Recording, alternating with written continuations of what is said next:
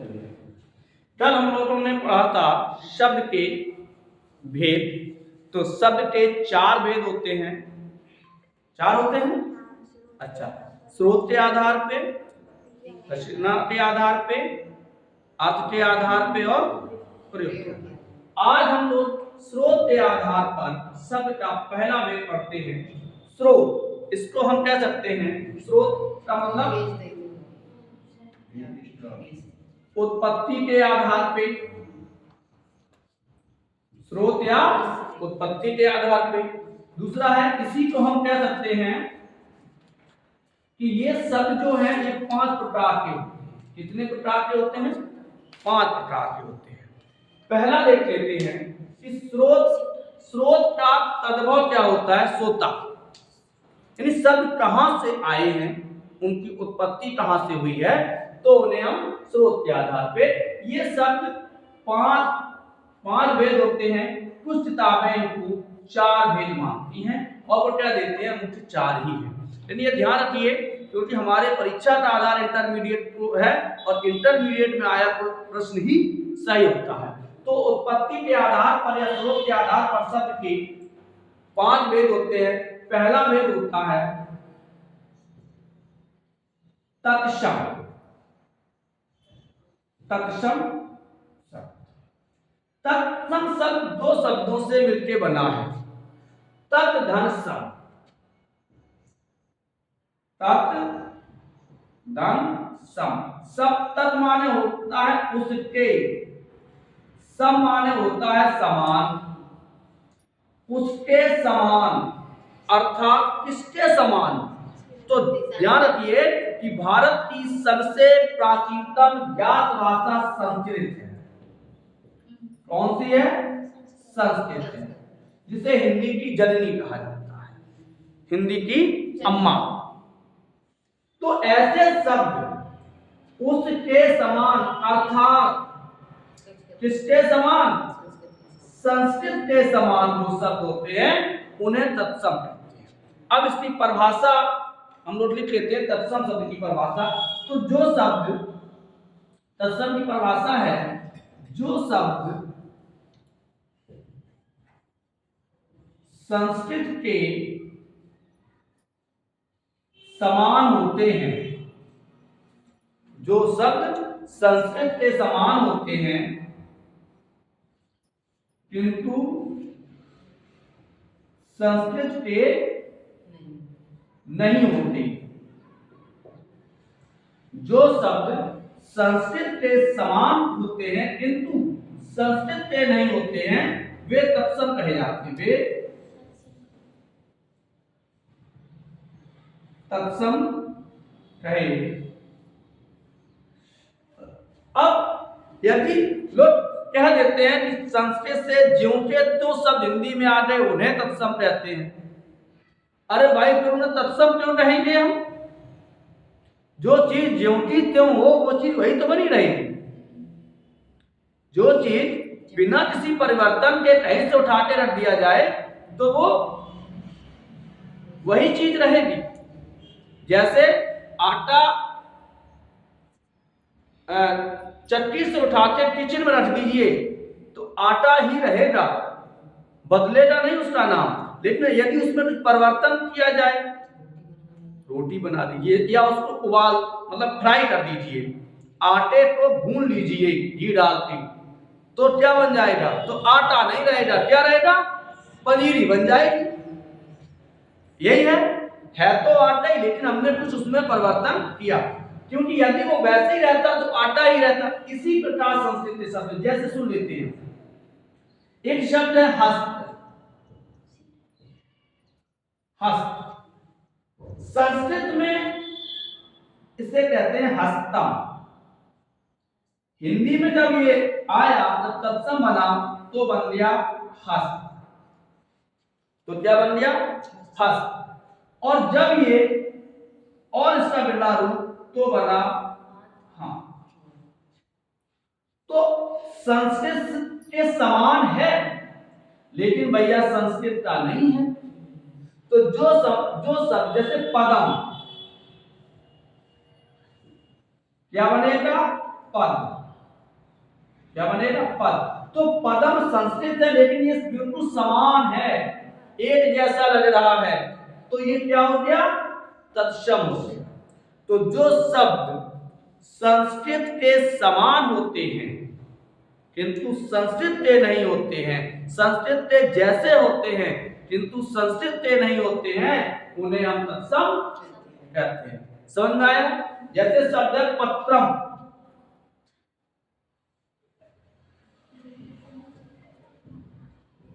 पत्रम, पत्रम, पत्र, और ये आ जाए तो हिंदी हो जाए पत्ता। मुठम, मुठ, और जाड़ा का जगह मोतोड़ भी है हाँ? तो आपने देखा कि जो शब्द संस्कृत के समान होते हैं, जो परिभाषा दे देते हैं कि संस्कृत से ज्यों त्यों त्यों शब्द जो हिंदी में आ जाते हैं उन्हें तत्सम कहा जाता है। मैं इस परिभाषा को बिल्कुल गलत मानता हूं कि जो शब्द ज्योंटा त्यों आएगा फिर उसका नाम भी वही होगा। जैसे ऋण, संस्कृत का सीधा सीधा प्रश्न पूछा जाता है कि हिंदी में संस्कृत, हिंदी की वर्णमाला में संस्कृत का स्वर कौन सा है, तो कौन सा होता है? ऋण होता है। उसको हम क्यों नहीं कहते हैं? क्लियर है? तो तत्सम एक आपने समझा। जैसे कदली, कदली माने केला। अब कदली वहां नहीं आएगा, संस्कृत में आएगा कदली, कदली फलम, ये तो आता है, और यहां आ जाता है तत्सम में केवल कदली फल, और हिंदी में पहुंच जाता है तत्सम में केला। बताओ भाई कहां ये संस्कृत है, ये हिंदी है, ये तत्सम है और ये तद्भव। समझ आया? कदली फलम, कदली फल, केला। क्लियर है? अब चलते हैं, दूसरा भेद है तद्भव।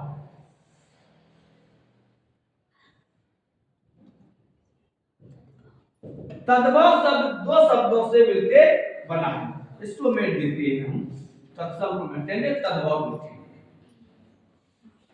उत्पत्ति के आधार पे या स्रोत के आधार पे जो दूसरा शब्द है वो है आपका तद्भव।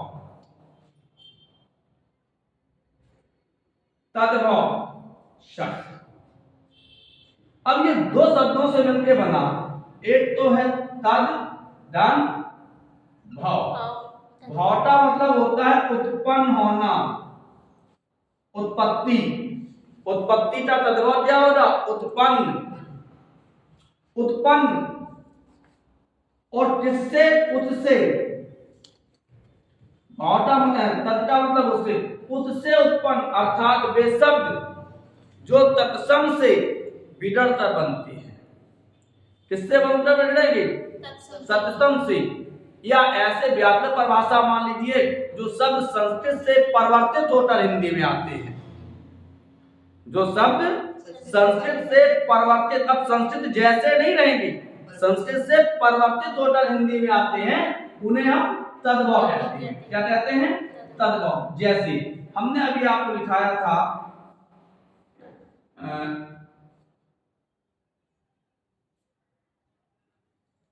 चलो एक उदाहरण ले लेते, सरल सा उदाहरण ले लेते। हस्तम, क्या हुआ? हस्तम, क्या हो जाएगा? हस्त, क्या हो जाएगा? हाँ, जैसे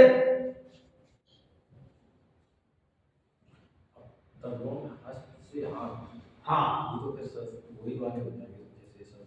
हाँ, ये तद्भव हो गया, ये तत्सम हो गया। ये अब अग्नि, अग्नि तद्भव है, अग्नि। अब ये एक बीच में तो अग्निम लिखा जाएगा। अनिष्टता अलग होती है, अनिष्टि तो बोलते हैं, हाँ? तो अग्नि का क्या हो जाएगा? आल, ये तद्भव है। ये क्या है? हालांकि यदि आठ शब्द में तो प्राकृत में अग्नि बनता है, अग्नि।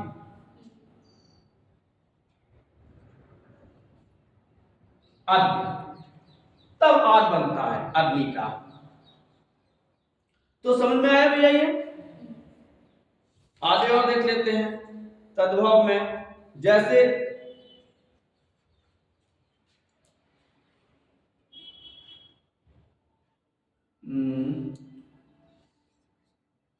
स्तंभ, पदम, पद का पैर, नीर का या जल का, जल का पानी, अंगरक्षा का, अंग रक्षा, क्या होगा? अंग रखा, अंगरक्षक का अंगरखा, और बिल्कुल आएंगे तो हो जाएगा इसका अंगोछा। सही है? तो जो शब्द संस्कृत से बिगड़कर हिंदी में आते हैं उन्हें हम क्या कहते हैं? तद्भव। कुछ और उदाहरण तद्भव के दे दें। उदाहरणों में हम लोग देख लेते हैं। किताब भी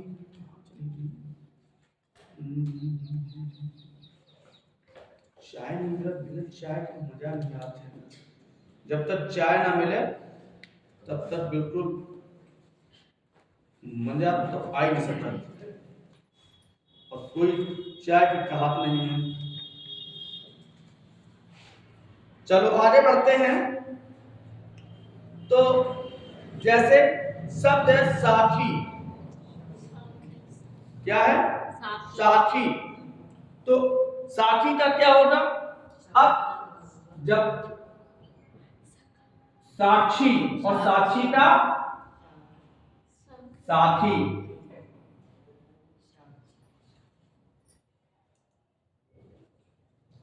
तदा, ये देखो संस्कृत का शब्द है तदा, इसका हिंदी क्या बनेगा? तद्भव, तब। हिंदी में क्या होगा? तब। जैसे शब्द है आशा, हिंदी इसके तद्भव क्या होगा? आस, वाली आशा या आस। ठीक है, हम तुमसे आस लगाए बैठे थे, आप तुमने का छुप करो ही नहीं, कोई बात ही नहीं। आगे बढ़ते हैं। जैसे आकाश, अकाज, इसका होगा आकार, कार का काज, कामकाज। तो जो शब्द यहां पे है, हम उत्पत्ति के आधार पे है उत्पत्ति, तो ये रहे हमारे सभी तद्भव। अब करते हैं हम लोग देशज शब्द। तीसरा कौन सा आएगा? देशज शब्द में सुनिए, देशज शब्द एक यौगिक शब्द है। कैसा है? यौगिक, जिसमें दो शब्द हैं, देश दन जा। देश माने होता है क्षेत्र विशेष से, जा माने होता है उत्पन्न होना। ऐसे शब्द जो किसी क्षेत्र विशेष से उत्पन्न होते हैं उन्हें हम देशज कहते हैं। उन्हें क्या कहते हैं? इन सब देशज शब्दों की उत्पत्ति का कोई पता नहीं चलता कहां से आएगी। इनकी उत्पत्ति हमें ढूंढने नहीं मिलती है कि कहां से आते हैं, कहां चले जाते हैं। उन्हें हम देशज कहते हैं। उन्हें क्या कहेंगे? देशज। कि जिन शब्दों की उत्पत्ति का पता ना चले कि कहां से आई, क्षेत्र विशेष में बोले जाते हैं। किसमें बोले जाते हैं? अच्छा एक ही बात देखियो, जब कोई ज्यादा व्यक्ति काम करता हो और कोई बात कोई बेर बेर काम बिगाड़ने की कोशिश करे तो आदमी कहता है, सुनो मेरे काम में ज्यादा टांड ना अड़ाओ। अब टांड शब्द क्या है? शब्द जंघा होती, टांड अपने ये तो टांड कहिया, तुम टांड दो। सही है? तो जो टांड शब्द है ये क्या है? ये देशज है। ऐसा है? देशज। पहले डब्बी जलती थी, जलाने वाली डब्बी, तो डब्बी क्या है? देशज शब्द है। कैसा है? देशज है। लोटा, लुटिया, थरिया, थरिया, टुटुरिया। कटोरी चलती थी, कटोरी वाला टुटुरिया कहां से शब्द है? तो गड़ई, बेटी से बिटिया बनता है। गड़ई कैसा है? देशज है। दड़ाम देशज है।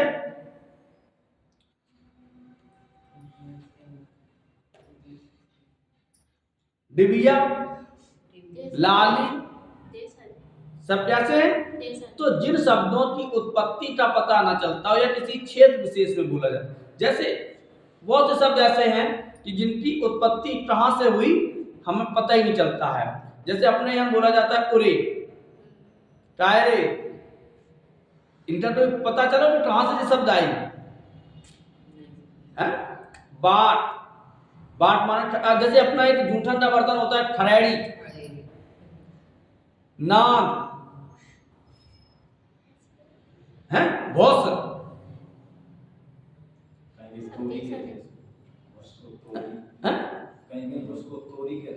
हाँ, तोरी, देखो तोरी शब्द देशज है। तो ऐसे शब्द जिनकी उत्पत्ति का पता ना चलता है उन्हें हम देशज कहते हैं। मैं परिभाषा लिख दे रहा हूं, वे शब्द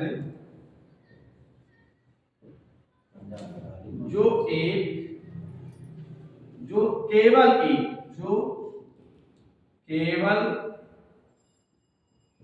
एक या एक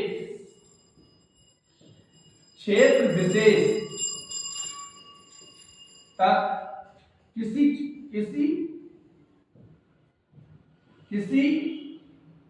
यहां लिखें, किसी एक क्षेत्र विशेष तक सीमित होते हों।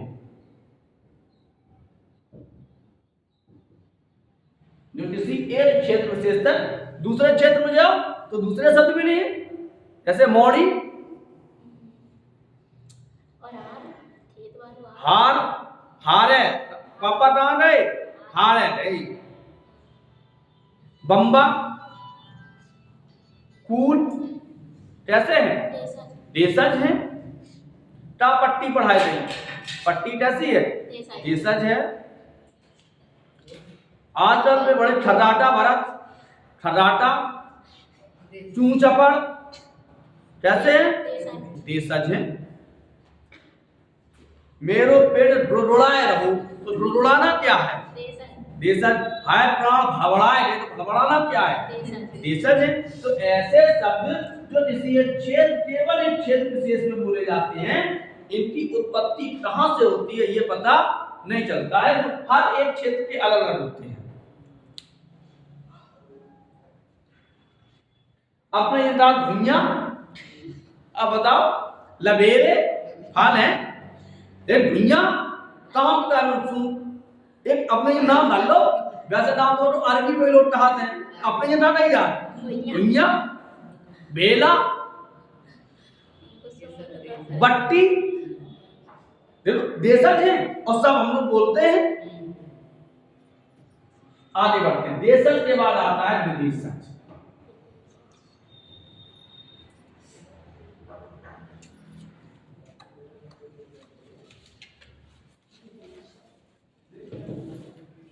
वे शब्द जो अन्य भाषा से या अन्य भाषाओं से आकर हिंदी में बोले जाने लगे। ऐसे शब्द जो अन्य भाषाओं से आकर हिंदी में बोले जाने लगे उन्हें हम विदेशज कहते हैं। आपने एक चीज देखी होगी, लोग आपसे पूछते हैं कफन की हिंदी क्या है, साइकिल की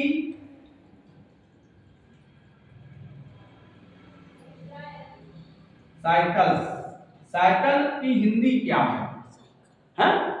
रेल की हिंदी क्या है? ये पूछ देते हैं लोग। अब हम उन पूछने वालों से बात पूछेंगे कि हिंदी 1000 ईस्वी से पुरानी भाषा है। हिंदी का उदय लगभग 1000 ईस्वी में हुआ और ट्रेन का या रेल का उदय, साइकिल का उदय लगभग 1800 के 1600 के 500-600 सालों के बाद हुआ है। तो भैया जो चीज 500-600 सालों के बाद आई है वो हिंदी में कैसे हो सकती है? लोग क्या देते हैं, लोपथ डामनी।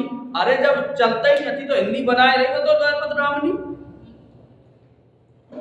अपने यहाँ कफन को कहा जाता था सपरिधान। कफन पर मिट्टी को जलाने के लिए जो लकड़ी का प्रयोग होता है उसको कहते थे मृतिका चैल। अब वो कहते हैं कि भाई कफन की हिंदी बता दीजिए। कफन की हिंदी कहाँ है? सपरिधान, संस्कृत है। क्या है? सपरिधान, शवा परिधान, कि सौ पर डाला जाने वाला वस्त्र कफन नहीं होता है, वो संस्कृत है। हिंदी लोग हिंदी बनाए ले, पता नहीं क्या बनाए ले। कफन अरबी का शब्द है, अभी इसको बताएंगे। उर्दू कोई भाषा नहीं है, ध्यान रखिए।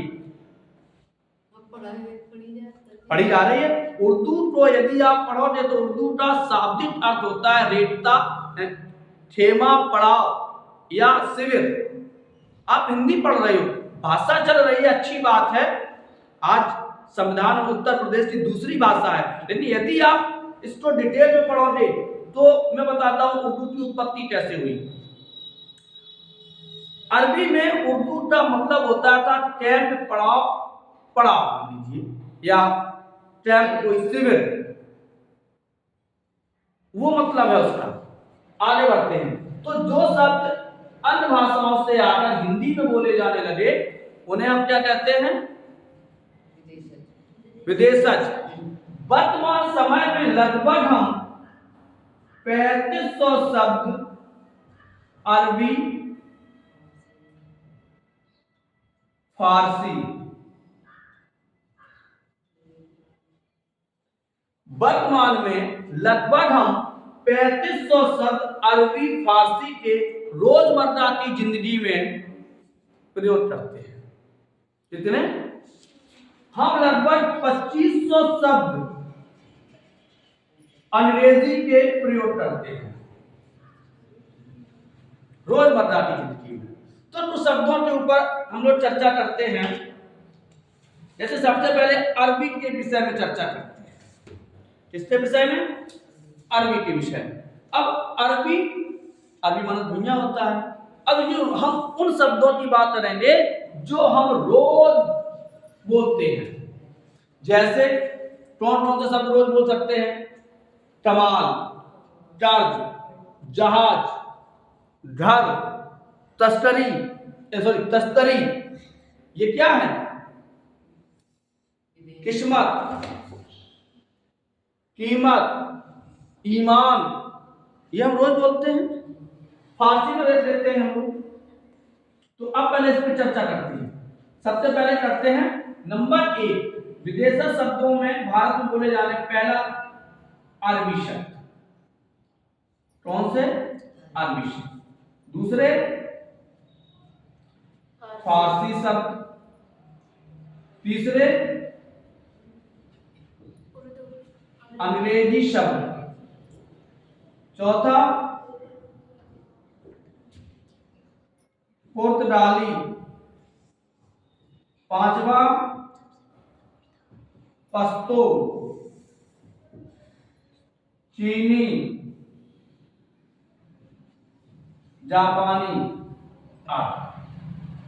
अब देखते हैं अरबी शब्दों में देख लेते हैं।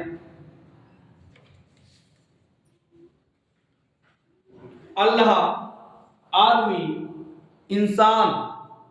इंसान कैसा है? अरबी शब्द है। इंसान के बाद जनाब, जहाज, तरक्की, नहर, मुहावरा, विभाग, फकीर, मजदूर, मजबूर, ये शब्द कैसे हैं? अरबी की। फिर हम आपको एक डाटा शीट दे देंगे। फिर चलते हैं लोग फारसी शब्द।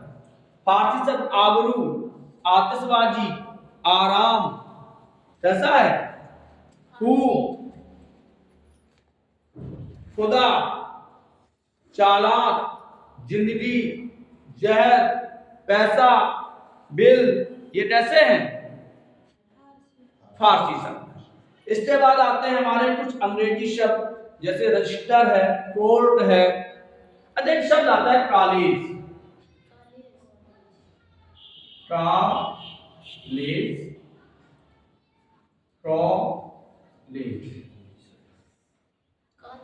कॉलेज शब्द कौन सा है और कॉलेज शब्द कौन सा है? कॉलेज शब्द अंग्रेजी का है और कॉलेज शब्द संस्कृत का है।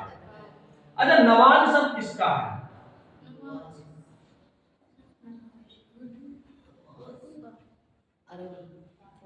शुद्ध संस्कृत का शब्द है नवाज। अरबी में तो इसे इबादत कहते हैं, अंग्रेजी में से प्रेयर कहते हैं, प्रेयर, हिंदी में से पूजा कहते हैं और संस्कृत में से नवाज कहते हैं। नमाधन अज, अज माने ईश्वर का पर्यायवाची। नमाज हम ईश्वर को नमन करते हैं, अज माने ईश्वर होता है। तो इस प्रकार अंग्रेजी शब्द रजिस्टर, दरोगा, ये कैसे हैं, कलेक्टर, कोर्ट। अच्छा, टाइम हो गया, चलो तो विदेशी हम कल पढ़ा देंगे, आज दो हम लोग पढ़े, इस पर कल चर्चा कर लेंगे, सही है। चलिए आज के लिए इतना ही। और मैं सोचता था 2 मिनट और रुक जाते, 2 और बता दें, फिर कल रूल सब चलेंगे। अब कहीं नहीं जाना, हमको 2 मिनट रुक जाओ। विदेशज के बाद आता है हमारा तत्सम, तद्भव, देशज, विदेशज। एक और बचा संकर शब्द। जल्दी पढ़ा दिया, बहुत लंबा टॉपिक है लेकिन जल्दी पढ़ा दिया, कोई बात नहीं, फिर पढ़ाएंगे, सीधे से बैठ जाइए। देशज किसे कहते हैं, सॉरी, संकर शब्द जो दो भिन्न भिन्न भाषाओं से मिलकर, दो भिन्न भाषाओं से मिलकर बने शब्द संकर कहते हैं। जैसे ट्रेन, यात्रा। ट्रेन देखिए अंग्रेजी का है, यात्रा संस्कृत का है। रसोई, घर, रसोई संस्कृत का है, घर तद्भव है, रसोई घर। टिकट, घर, टिकट अंग्रेजी का है, घर तद्भव है। हवादार, हवादार, हवा तत्सम है, तद्भव है, और दार फारसी है, तो है हवादार। तो ऐसे शब्द जो दो भिन्न शब्दों से मिलकर, जो भिन्न भाषाओं से मिलकर बने होते हैं, उन्हें हम संकर कहते हैं। क्लियर है। तो आज हम लोगों ने उत्पत्ति के आधार पर, स्रोत के आधार पर पढ़े और बहुत जल्दी पढ़े, स्पीड में पढ़े। कल हम लोग रूढ़ शब्द रचना के आधार पर शब्दों को पढ़ेंगे और बहुत धीरे धीरे पढ़ेंगे। तब तक के लिए राधे राधे।